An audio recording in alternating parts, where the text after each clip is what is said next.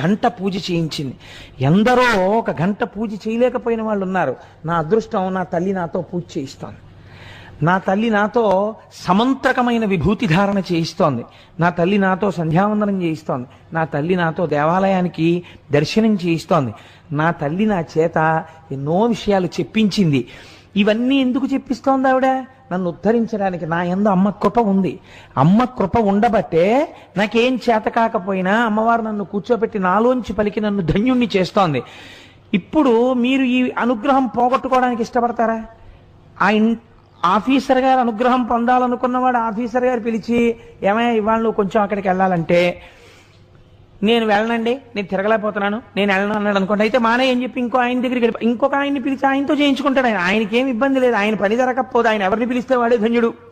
ఆయనతో చేయించుకుంటాడు. కానీ మీరు 4 రోజులు సీట్లో 10ంటికి వచ్చి మామూలుగా కూర్చుంటే మిగిలిన వాళ్ళందరూ